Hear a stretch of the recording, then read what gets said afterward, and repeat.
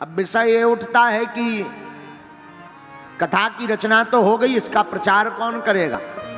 तब अपने पुत्र सुखदेव की ध्यान आ गई, जो बचपन से ही भाग गए थे। तो व्यास जी ने अपने शिष्यों को श्लोक सिखा दिए कि तुम जाओ यत्र तत्र भागवत के श्लोक गाओ।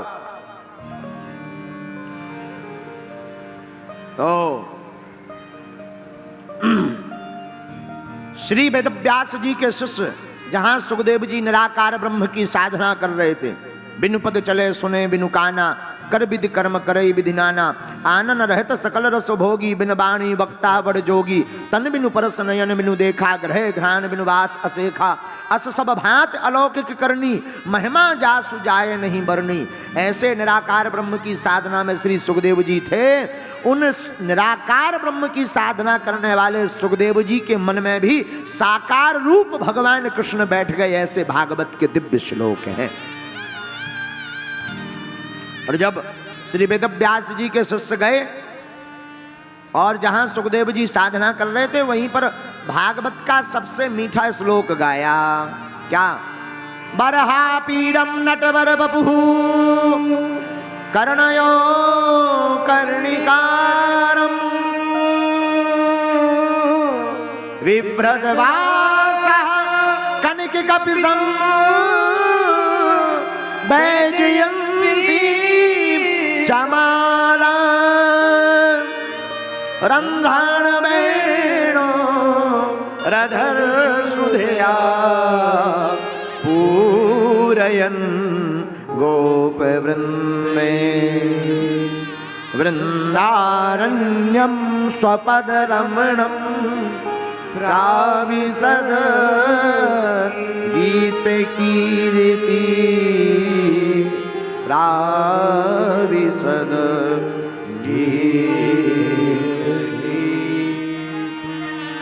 ये मधुर श्लोक जिसमें भगवान के रूप का गुणानुवाद किया। और सुखदेव जी ने जब ये श्लोक सुना, हा हा हा हा, चित्त चौंक गया। हैं? कोई इतना सुंदर, इतना सुंदर कोई। सुखदेव जी ने सोचा, अच्छा भाई सुंदर हो पर स्वभाव सुंदर ना हो तब किसी काम का नहीं है।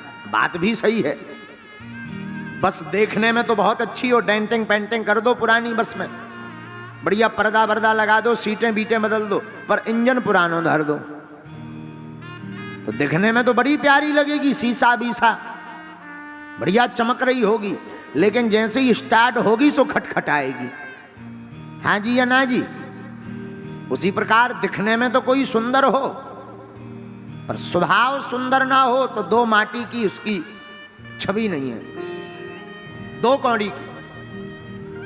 तो सुखदेव जी ये विचार कर ही रहे थे कि तब तक व्यास जी के दूसरे शिष्य ने भगवान के स्वभाव का वर्णन कर दिया।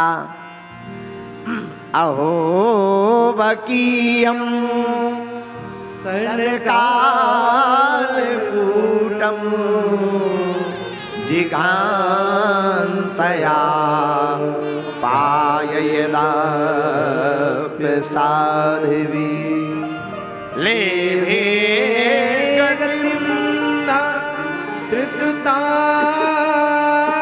ततोऽन्यं कम्बा दयालु शरणं व्रजेम, कम्बा दयालु शरणं।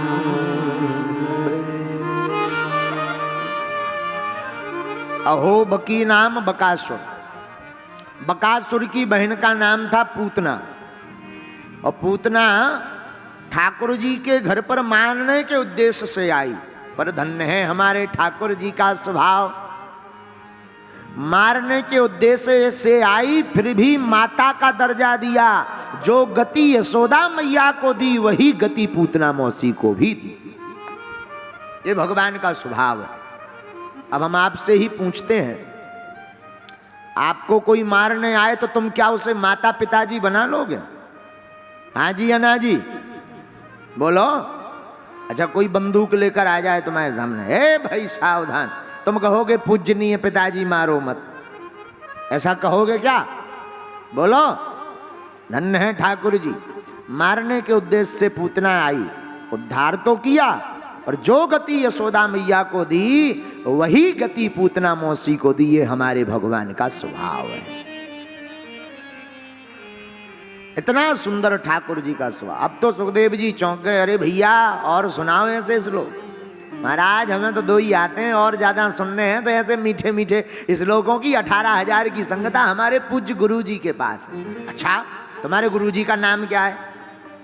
श्री वेदव्यास जी महाराज। हो पिताजी, फिर क्या? वेदव्यास जी ने तो जलेबी बनाई, पर जलेबी तब तक मीठी नहीं होती जब तक उसे चाशनी में ना डुबाया जाए।